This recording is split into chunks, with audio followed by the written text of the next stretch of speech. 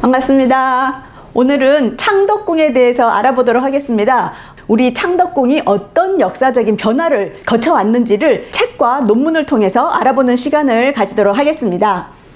제가 참고한 책은 홍순민 선생님의 우리 궁궐 이야기, 그리고 궁궐의 우리 나무, 그 외에 논문으로는 장필구 선생님, 기세황 선생님, 박정혜 선생님의 논문을 참고해서 창덕궁에 대해서 알아보도록 하겠습니다.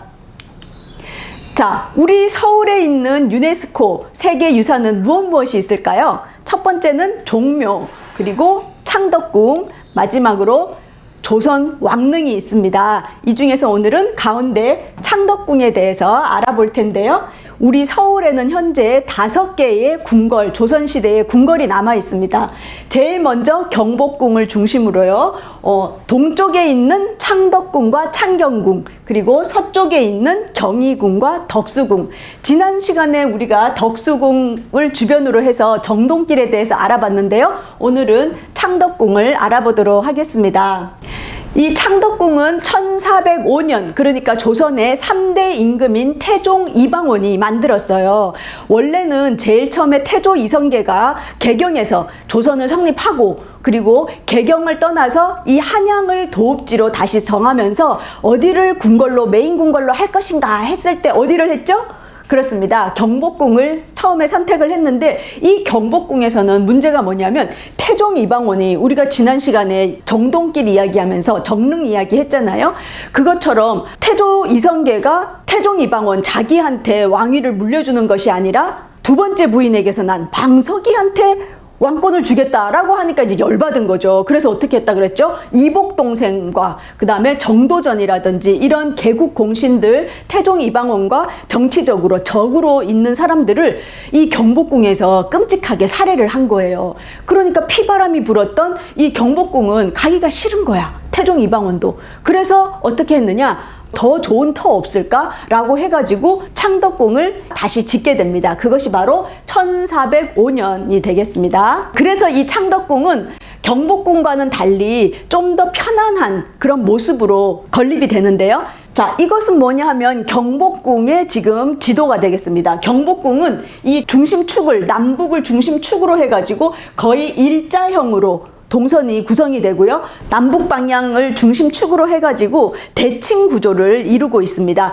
그렇게 해가지고 중국의 주례에 따라서 산문 구조, 그리고 일직선상, 이렇게 딱 법칙을 따랐다라고 한다면, 이 창덕궁이라는 것은 그 법칙을 따르지 않고 처음에 정문으로 들어가서 이렇게 굽어지면서 들어가게 되는 이런 형식을 띠고 있습니다. 그러니까 어떤 형식적인 주례라든지 이런 데 얽매인 것이 아니라 편안한 구조를 이루었다는 것이죠. 어떻게 보면 이게 조금 파격적인 그 당시의 구조라고 할 수 있는데, 그런 특징 때문에 유네스코 세계유산에 등재될 수가 있었던 것입니다. 우리가 주로 얘기할 때 창덕궁이 풍수에 아주 좋다라든지 이런 이야기를 하는데, 풍수에 대한 논문을 한번 봤어요.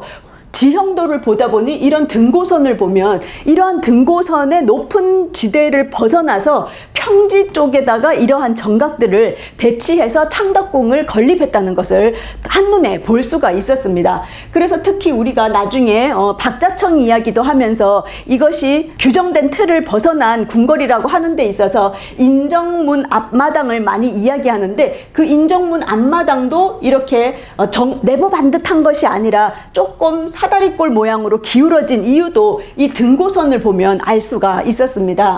그래서 이 박혜정 선생님의 논문에 따르면 이 창덕궁은 남북으로 길게 길쭉하게 되어 있는데요. 창덕궁은 응봉에서 내려오는 그 줄기가 이 능허정이라고 하는 것이 90m로 가장 높은, 이 창덕궁 전체 영역에서 가장 높은 지역의 능허정, 후원 지역에 있는 정자가 있는 곳이고요. 이 능허정에서 뻗어나온 이 용맥들을 타고 내려가면서 전각들을 제일 마지막에 용맥이 끝나면서 평지가 나타나면 거기에다가 전각들을 편안하게 앉히면서 용맥이 흐르는 것을 막지 않았다라는 것을 알 수가 있다고 합니다. 그래서 이 능허정은 어디에 또 나오냐고 하면 이 태봉도면이라는 것이 있어요. 여기에 보면 여기 능허정이 이렇게 있습니다. 이 태봉 도면에 보면 북악이 나와 있고요. 그 다음에 여기가 응봉이 나와 있습니다. 그래서 북악에서 내려오는 이러한 기운들이 응봉을 뻗쳐서 내려오면서 능허정을 기준으로 세 개의 이런 맥이 있는데 그 맥 끝에 무엇이 놓여 있느냐? 이것이 바로 태실이에요. 우리 조상들은 옛날에 사람이 죽었을 때만 좋은 곳에 묻히는 것이 아니라 왕실에 새로운 생명이 태어나게 되면 그 태, 어머니와 연결되어 있던 그 태 있잖아요. 그 태를 항아리에다가, 태 항아리에다가 모셔서 나중에 우리나라를 이끌게 될 그 왕의 태도 소중하게 보관을 했었거든요. 그런데 여기 보면 영친왕의 태실, 그 다음에 덕혜옹주의 태실, 그 다음에 고종의 팔남의 태실을 이렇게 창덕궁 후원에다 묻었다는 것을 알 수가 있습니다. 나중에 이것은 물론 일제강점기 때 이러한 태실들도 다 한꺼번에 모아가지고 어떻게 했어요? 서삼릉으로 옮기게 되죠. 그래서 지금은 서삼릉에 가면 덕혜옹주 태실이라고 되어 있고요. 이 뒷면은 뭐라고 되어 있냐면 창덕궁 후원에서 옮겨왔다라는 기록이 나와 있습니다.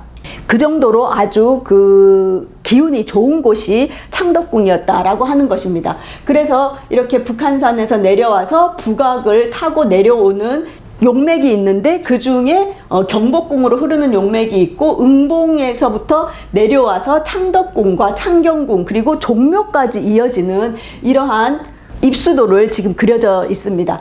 그래서 특히 이 용맥이 내려오면서 대조전, 우리가 경복궁 얘기할 때도 그 교태전 뒤에 아미산이라는 걸 만들었잖아요. 근데 사실 가보면 산은 아니야. 그냥 조그만 정원인데 그게 백두대간의 그 맥을 이어가지고 그 교태전에서 새로운 생명, 다음에 왕이 될 만한 사람이 태어나는 곳이다 해서 백두대간의 전기를 이어받았다. 이렇게 이야기를 하잖아요. 그것처럼 이 창덕궁에서도 마찬가지로 대조전으로 이 용맥이 내려오면서 다음에 왕을 생산하기 아주 적합한 곳이다 라고 이야기를 하고 있습니다.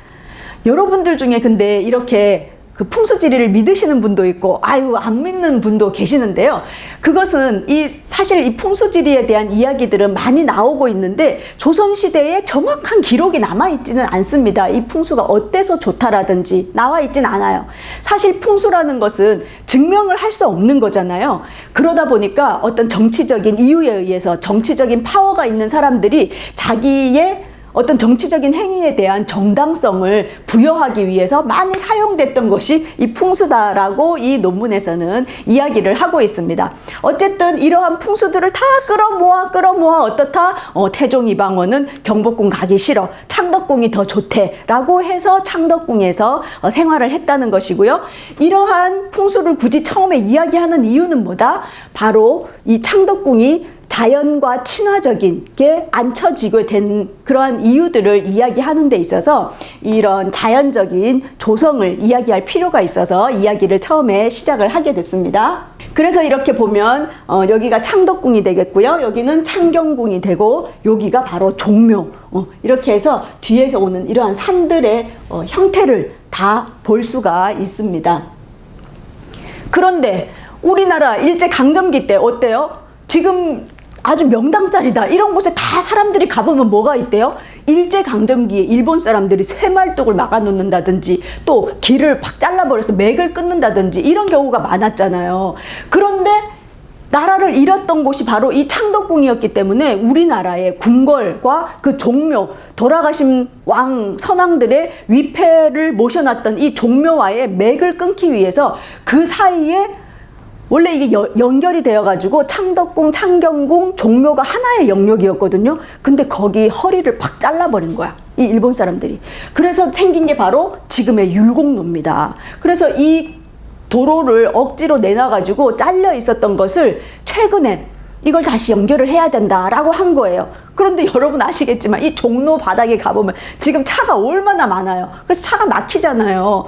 그런데 사람들에게는 이 도로가 아주 중요한 도로가 되었는데 예전에 역사를 다시 살리느라고 이거를 도로를 아예 없애는 것은 또 합리적이지 못하다. 그래서 어떻게 했느냐? 이 밑 도로를 터널처럼 만들어 가지고 요렇게 터널화하고 위에를 덮어서 위에 이렇게 나무들을 심어서 조형적으로 연결이 되도록 공사를 시작을 했습니다. 그래서 최근에 서야 이 공사가 완료가 되었어요. 그래서 아주 뜻깊은 이 창덕궁과 창경궁과 종묘의 역사를 이야기하는 데 있어서는 뜻깊은 공사가 끝났다는 것을 여러분들이 기억해 주셨으면 좋겠습니다. 그래서 이 창덕궁이 어떤 역사를 가지고 계속 변화되고 개조되었는지를 이 표를 통해서 보도록 하겠습니다. 제일 처음에 1405년 창덕궁을 창건을 했죠. 그런 다음에 임진왜란 1592년, 그쵸, 이제 조선이 성립되고 200년이 지나서 쳐들어오면서 불이 다 났어요. 모든 궁궐에 다 불이 나고 소실이 되었는데, 나중에 전쟁이 끝나고 돌아왔을 때 경복궁을 복원한 것이 아니라 어디를 복원했다? 바로 이 창덕궁을 복원을 하게 됩니다. 그래서 창덕궁을 재건을 하는데 거기 앞장섰던 사람은 바로 광해군이 되죠. 그래서 광해군 시절에 궁궐들을 다 복원을 하는데, 그런 다음에 1626년에 인조 반정이 일어나잖아요. 그러면서 인조가 광해군을 몰아내고 왕이 되면서, 이때 인조 반정 때 희정당 대조전 이 일대가 불이 나게 돼요. 그래서 다시 또 재건을 하게 되고요. 1776년 정조 임금이 딱 즉위를 해가지고, 어때요? 정조 임금이 즉위를 했더니 이 기존에 있던 정치 세력들이 정조를 싫어하는 사람들이 많았던 거야. 정조의 아버지 사도세자를 죽이는데 가담했던 신하들이 이거 자기들에게 복수할까봐 이 정조를 싫어했던 거예요.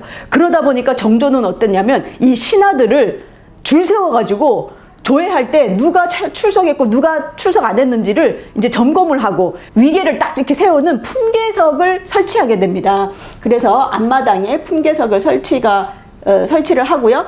그 다음에 1885년 고종이 어떻게 되냐면 건천궁으로, 경복궁의 건천궁으로 이전을 하게 됩니다. 흥선대원군이 들어오면서 어떻게 돼요? 왕권을 강화시켜야 되겠다라고 해가지고 경복궁 복원 사업을 크게 하잖아요. 그래서 경복궁을 복원한 다음에 고종이 경복궁으로 이전을 하면서 그 해가 1885년입니다.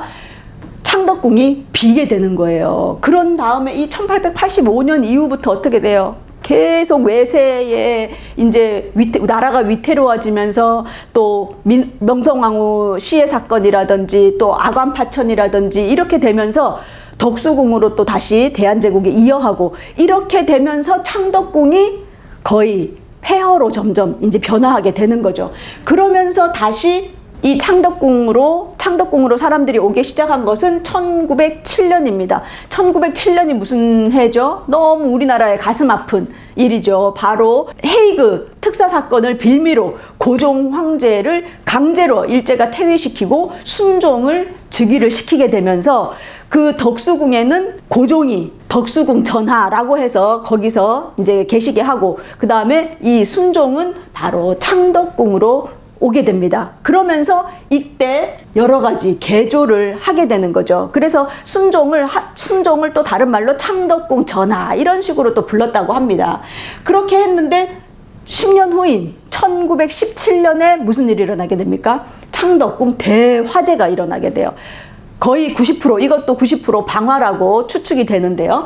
1917년 대화재로 많은 부분이 손실이 일어나게 되고요. 그리고 또 한 10년이 되지 못하는 1926년에 순종 황제가 승하하게 되면서 창덕궁에서의 조선의 마지막 왕이 죽음으로써 조선 궁궐의 기능을 상실하게 되는 역사가 있는 곳이 창덕궁입니다. 이 그림은 북궐조무라고 여기 써 있어요. 북궐조무라 그래가지고 1700년대에 강희연이라는 그 화가가 그린 그림입니다. 그런데 이 북궐조무도를 했을 때, 요새도 인터넷에 검색해보면 뭐라고 나와 있냐면 북궐이니까 북궐이 어디죠? 네, 북궐은 우리가 알기에는 대부분 경복궁으로 알고 있어요. 북궐은 경복궁, 동궐이 창덕궁, 창경궁, 서궐은 경희궁, 덕수궁 이렇게 알고 있는데, 북궐조무라 그래가지고 대부분 경복궁 아침에 그 모습이다라고 잘못 표기되어 있는 경우가 있는데요. 자세히 보시면 알 수가 있어요. 어떻게 되어 있죠? 이 정문이 있고, 정문이 일단 광화문의 모양이 아니죠. 정문이 있고, 이 정전 지붕이 이 라인에 있지 않고 비껴가서 있죠. 그걸 봤을 때 이 그림은 창덕궁이라는 것을 알 수가 있습니다. 그래서 지금은 일제강점기에 의해 가지고 이게 잘라져서 율곡로가 생겼지만 이 당시에는 그런 길이 없었고 이 종로, 지금 종로 지하철역에서 나와가지고 정면으로 이렇게 들어가게 되는 이 모습을, 그래서 북궐조무라는 건 뭐냐면 걸에 아침에 안개가 끼어 있는 그 그림이다 하는 게 바로 북궐조무도가 되겠습니다. 이제 우리가 창덕궁으로 들어가게 되는데 제일 먼저 만나는 문은 바로 돈화문. 우리 5대 궁궐의 정문들은 다 이 화자가 들어가 있어요. 광화문, 돈화문, 뭐 흥화문 이런 식으로 해가지고 화를 넣어가지고 교화한다 이런 뜻인데요. 이것은 바로 광해군 1609년 광해군이 임진왜란 이후에 다시 와서 그 재건을 하면서 만든 문이 돈화문이 되겠습니다. 이 그림은 조선 고적 도보라고 해가지고 1930년에 발간된 책인데요. 조선 고적 도보 10권에 나와 있는 사진입니다. 그런데 이 사진이 촬영되었던 연도는 1902년 이후로 나와 있습니다. 1902년도에 우리나라에 그 일본의 사학자가 와가지고 전국에 있는 이런 고적을 찾아다니면서 찍어 놓은 사진이에요. 지금 보면 너무 이거 낡았죠. 막 기와도 이렇게 엄성하고 풀도 막 자라 있는데, 그만큼 아까 1885년에 고종이 경복궁으로 이열을 했기 때문에 비어 있어서 이런 상태입니다. 그 당시에도 이렇게 산문이 있고 2층으로 되어 있고요. 이 2층에는 그 당시에는 북이 있었다 그러죠. 시간을 알리는 북이 있었다고 합니다. 그리고 이것은 일본 국내청 소장하고 있는 창덕궁 사진첩인데요. 이거는 세키노 타다시라는 사람이 1910년에서 1917년 사이에 우리나라의 그 사진을 촬영한 그 장면입니다. 그러니까 이렇게 한 10년 상간의 변화가 있었던 것을 알 수가 있습니다. 그래서 1907년에 순종이 황제로 이제 등극을 하면서 이 창덕궁에 들어오면서 변화가 일어난 거예요. 자, 여러분들 보시면 이 사진에서 어떤 모습이 제일 변화를 느낄 수 있습니까? 바로 이렇게 계단과 월대가 있었어요. 앞에 큰 월대가 있었는데 그것이 이렇게 없어지게 됩니다. 없어지고 여기 전봇대가 이렇게 들어서죠. 그건 뭐냐? 우리나라에 전기가 이제 들어오고 또 자동차가 들어오게 됩니다. 그래서 고종이 타던 자동차, 순종이 타던 자동차, 이렇게 해서 자동차들이 있게 되는데요. 그 자동차가 한 번에 들어가려면 계단이 없어야 되잖아요. 그래서 여기를 흙으로 그 월대 부분을 다 덮은 모습을 지금 볼 수가 있는 겁니다. 그런데 다시 복원을 하면서 1988년 88 올림픽을 계기로 이 창덕궁을 다시 예전의 모습으로 돌리는 공사들을 이제 하게 되거든요. 그러면서 이 앞에 부분도 월대 있는 부분도 공사를 했는데, 공사를 하다 보니까 여기 앞에 율곡로가 있어가지고 완전 조선시대의 모습으로 그 복원을 할 수가 없었던 거예요. 그러다 보니까 여기가 좀 어정쩡하게 이상한 모습이었는데, 최근에 이건 11월에 이 월대를 다시 그 조선시대의 그 월대와 아주 비슷한 모습으로 지금 공사를 한 모습입니다. 그리고 이것은 이제 동궐도에 나와 있는 그 모습이에요. 동궐도에는 이렇게 긴 월대가 있는 것을 볼 수가 있습니다. 우리가 창덕궁을 이야기하는 데 있어서 동궐도를 얘기를 많이 해요. 그리고 유네스코에 이 등재가 될 때도 다른 궁궐들도 많이 훼손됐지만 이 창덕궁도 분명히 훼손이 됐잖아요. 그런데 어떻게 유네스코에 등재될 수 있었냐? 수원화성이랑 비슷한 거예요. 수원화성도 수원화성의궤라는 그 그림책이 있어가지고 그거대로 복원을 했듯이 이 동궐도의 모습과 아주 흡사하게 다시 재건이 되었기 때문에 창덕궁의 오리지널의 그 가치를 인정을 받을 수가 있었거든요. 이 동궐도라는 것은 국보 제249호로 지정이 되어 있습니다. 근데 이 동궐도가 언제 그려진 것인가 하고 봤더니 1830년경, 그러니까 순조 때예요. 그건 어떻게 알 수 있냐면 이때 화재가 일어났을 때 사라진 건물이 있느냐 없느냐에 따라서 보니까 1830년경이라는 걸 알 수 있었고요. 1830년경에는 순조 때지만 순조가 그때 대리청정을 시켰어요. 대리청정을 누구한테 시켰어요? 효명세자한테 시켰잖아요. 그래서 이 효명세자는 너무 빨리 죽어가지고 독살에 그 증거가 많이 있지만 어쨌든 너무 빨리 죽어서 좀 안타깝지만 이 효명세자에게 많은 기대를 했던 이유는 뭐예요? 효명세자가 누구를 닮았어? 정조를 많이 닮았다. 할아버지 정조를 닮고 정조 할아버지의 그 뜻을 이을 사람으로 효명세자에 많은 기대를 했던 겁니다. 그래서 여기 보면 규장각 하면 정조 임금이 다시 새로운 세력들과 함께 나라를 부흥시키기 위해서 만든 것이 규장각이잖아요. 그 규장각을 원래 거보다 8배나 확대해서 그려놨어. 그런 것을 또 특징을 알 수가 있는데요. 이거는 보시면 알겠지만 이게 가로 6m, 세로 3m 약 이렇게 되어 있어요. 어마어마한 크기의 그림입니다. 어디에 있냐면 지금 고려대학교 박물관과 동아대학교 박물관 이렇게 두 군데에 보관이 되어 있어요. 그런데 제가 고려대 박물관을 또 갔잖아요. 우리 그때 학생들하고 갔을 때 보면 이 국보를 보러 간 거예요. 근데 아이들이 이렇게 있고 어마어마한 그림이에요. 그래서 요 앞에서 하나하나 보는 재미가 있는데요. 이것은 바로 16첩의 그 책자들이 쭉 이렇게 5절 6면으로 되어 있습니다. 그렇게 큰 그림이 되겠습니다. 그런데 여기 보면 일련 번호가 있는데 인 1, 인 2, 인 3 이렇게 되어 있어요. 그건 뭐냐면 이 책이 3권이었을 거라는 걸 예상하게 해줍니다. 그러니까 천지인 이렇게 3권이었을 거라는 걸 알 수가 있고요.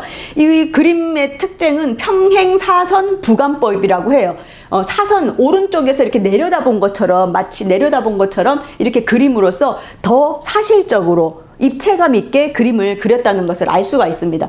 전체 지금 창덕궁과 창경궁 합쳐서 32만 평에 달하는 이 모습을 아주 세세하게 그렸는데요.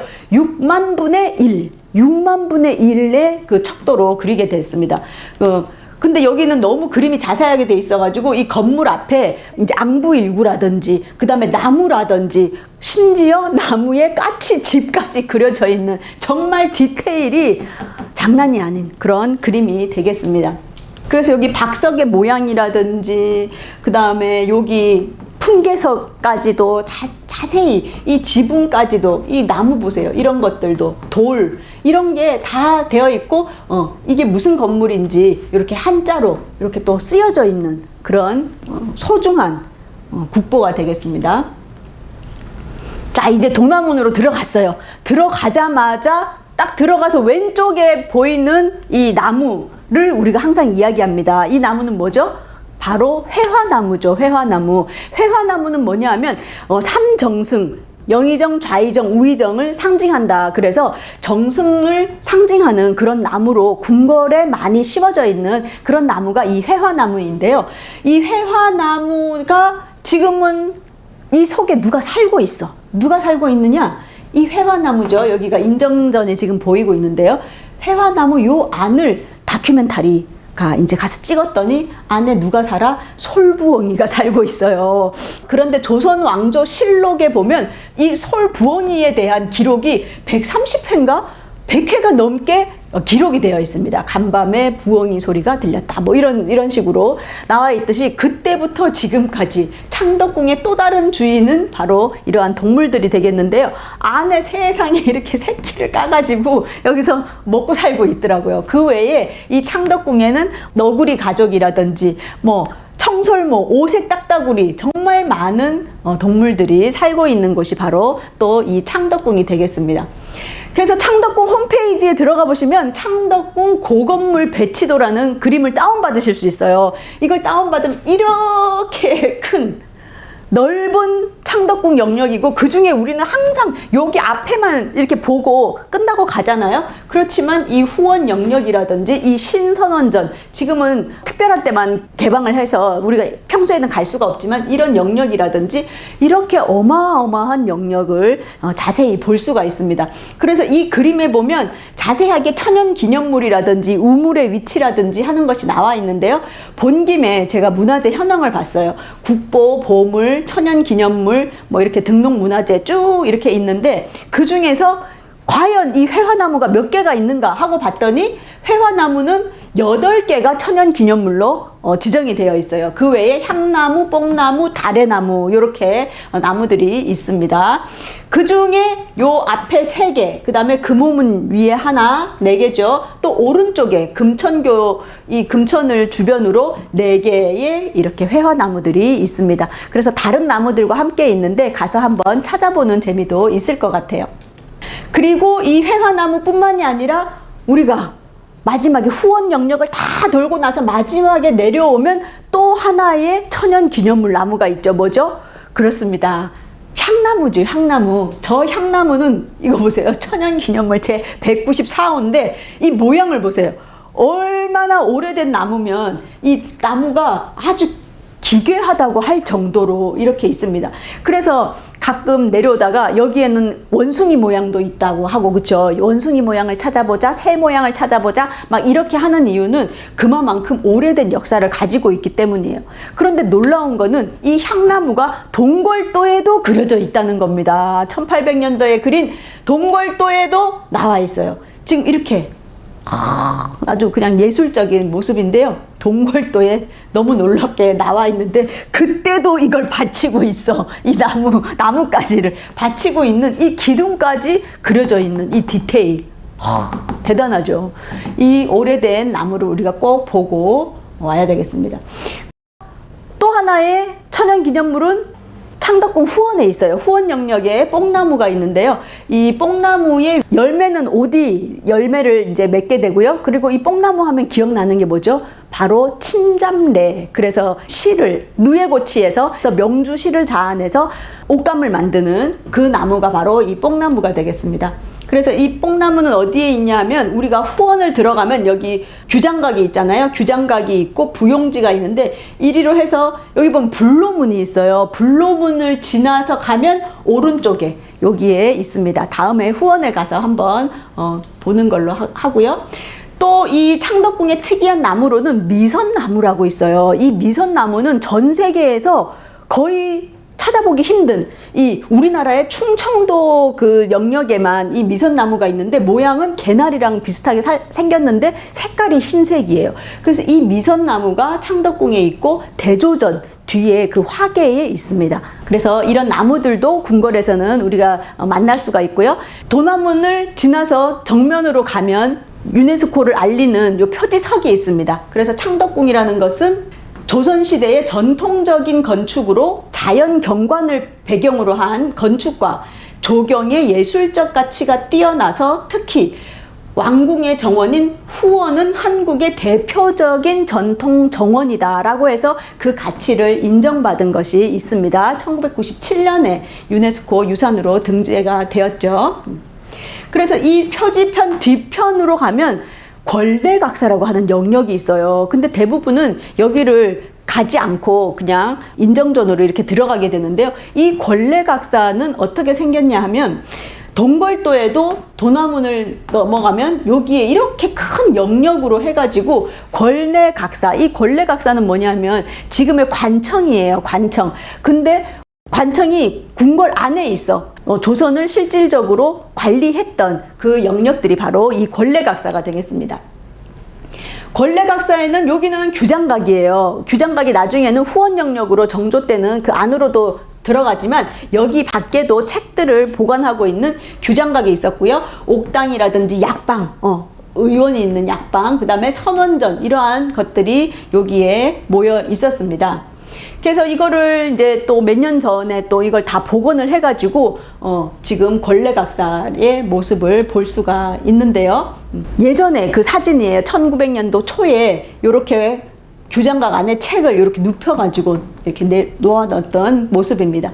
그래서 지금은 권례각사에 들어가면 이렇게 지붕들이 조밀조밀하게, 우리가 지금 궁궐을 가면 그냥 아주 넓은 터에 띄엄띄엄 이렇게 건물이 있잖아요. 근데 예전에는 이 궁궐이라는 것은 의례를 행하는 공간은 띄엄띄엄 건물이 있었지만 사실은 왕족들이 사는 살림집이었고 또 이 관리들이 일하는 그런 오피스였습니다. 그렇기 때문에 이렇게 조밀조밀해서 아주 많은 일들이 일어나는 곳이 바로 궁궐이었구나 하는 걸 알 수 있는 것이 이 권례각사 영역이 되겠습니다. 그래서 여러분들이 꼭 한번 이 권례각사를 들어가 봐서 궁궐이라는 데가 이렇게 넓은 데만이 아니라 이런 일들을 하는 사무실이었구나 하는 걸 온몸으로 느낄 수가 있을 것입니다. 그리고 위를 쳐다보면 이렇게 처마들이, 기와들이 만나서 건물들이 오밀조밀 붙어 있는 것을 볼 수가 있고요.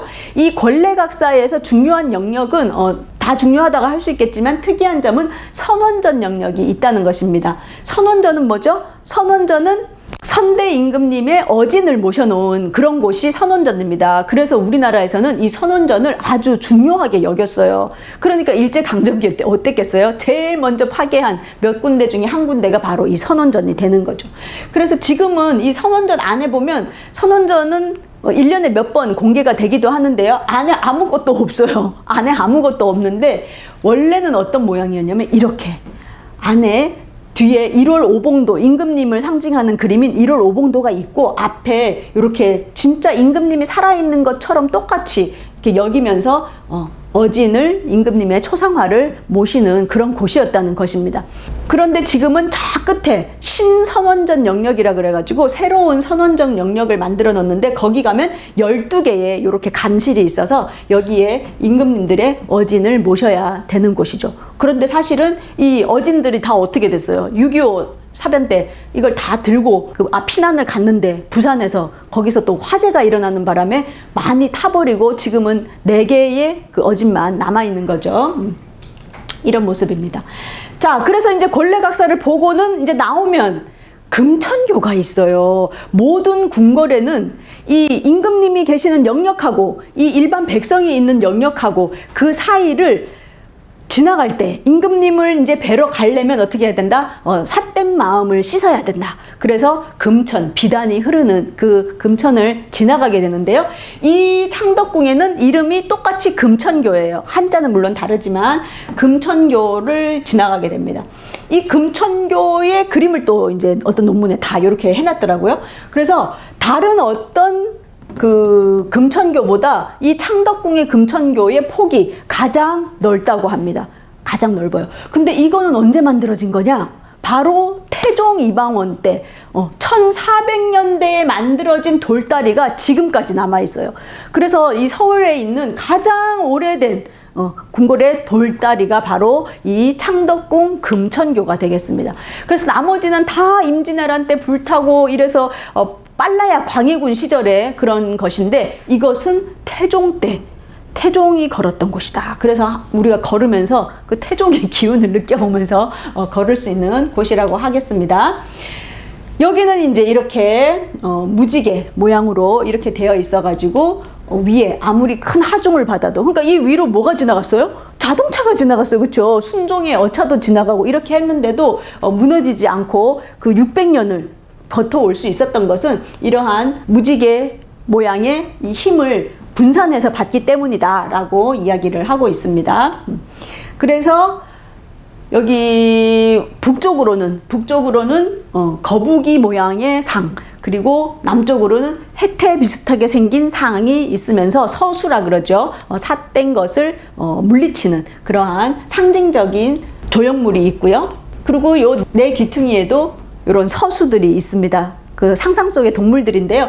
표정이 아주 익살스럽고 가운데 사람이 지나가는 것을 이렇게 볼 수 있는 눈길로 다 만들어 놨어요. 그래서 그러한 것들도 재미있게 보면서 들어가게 됩니다. 그래서 이제 도남문으로 들어왔어요. 그리고 여기가 권례각사죠. 권례각사고 여기가 이제 금천교를 지나게 되면 진선문을 통과하게 되는데요. 이 진선문을 통과해서 인정문, 요 문이 하나, 둘, 세 개를 지나서 메인 건물인 인정전으로 가게 되는데 그 앞에 인정문 앞에 요 영역이 네모반듯하지 않다. 그래가지고 이 감히 임금님이 계시는 곳에 이렇게 네모나게 해야 되는데 이렇게 삐뚤하게 했다라고 해서 고초를 받은 건축가가 있죠. 그 사람이 누군가요? 바로 박자청이 되겠습니다. 이 박자청이라는 사람은 고려시대에 내시 출신이었어요. 그러니까 엄청 하급이었잖아요. 그런데 태조 이성계 시절에 궁궐을 지키는 임무를 맡게 된 거예요. 그러니까 엄청 하급 관리죠, 이 사람이. 그러고 있었는데 태조 이성계의 이제 친인척이다 이러고 이제 어떤 사람이 오게 된 거야. 그랬더니 이 박자청이 고지식한 거지. 연락받은 바가 없으니 들어갈 수 없습니다. 이렇게 된 거예요. 그랬더니 아니 내가 누군지 알아? 내가 누군데 막 이렇게 되면서 이제 발로 막 차고 이랬는데 끝까지 아니 내 옵니다. 이렇게 한 거예요. 그래서 태조 이성계가 나중에 그 얘기를 듣고 그렇게 충직한 신하가 있단 말이냐 누구냐 이렇게 해가지고 이제 박자청이 눈에 띄게 되면서 또 이 박자청은 뭐냐면 건축 이런 쪽을 아주 잘한 거예요. 그래가지고 그 인정을 받아서 이제 뭐 또 만들게 되느냐? 경복궁에 경회로 있잖아요. 지금 경복궁에 가면 다 새 건물인데 그 근정전이라든지 경회루 정도만 옛날 건데 이 경회루를 1년도 안 되는 그 짧은 기간 동안에 만들었는데 아주 튼튼하고 그 거대한 건물을 만들어낸 사람이 바로 이 박자청인 거예요. 그런데 이 박자청은 누구의 사랑을 많이 받았냐? 태종 이방원의 또 사랑을 많이 받았어요. 인정을 받았는데 우리가 정도전이 조선을 그 건국할 때 그 기획한 사람이다라고 하잖아요. 그렇다면 이 조선의 도성인 한양을 설계하고 뚝딱뚝딱 건설한 사람은 누구냐? 바로 박자청입니다. 그런데 우리가 학교에 가보면 세계적인 건축가 누구 아는 사람 이러면 다 뭐라 그래요? 가우디 막 이런 얘기해요. 그 가우디 유럽의 스페인 사람 가우디 이런 사람은 아는데 우리나라의 정작 이 항상 가는 궁궐이라든지 왕릉이라든지 이런 데 가는 박자청을 몰라서야 이 말이 되겠습니까? 그렇죠? 그래서 우리나라의 건축학자 박자청. 그런데 이 박자청이 이제 태종 이방원의 사랑을 받은 사람이니까 네가 창덕궁 앞마당 그 인정전 앞마당에 그 설계를 해라 라고 했는데 이렇게 삐뚤하게 만들어 놓은 거야. 그래가지고 이 또 시기 질투하는 신하들이 저 박자청이 불순한 마음으로 이렇게 만들었습니다. 그래서 감옥에 가둔 거예요. 그런데 나중에 보니까 이 여기가 종묘로 이어지는 요 맥을 끊지 않고 이 아까 등고선 보셨죠? 그 등고선을 살리면서 자연스러운 지형을 하기 위해서 이렇게 할 수밖에 없었다. 그 종묘의 맥을 손상되게 할 수 없었다. 이렇게 해가지고 그때서야 감옥에서 풀려나면서 태종 이방원이 죽을 때까지 신뢰했던 사람이 이 박자청이고요. 그래서 태종 이방원이 죽고 태종 이방원의 능을 설계한 사람이 박자청이 되겠습니다.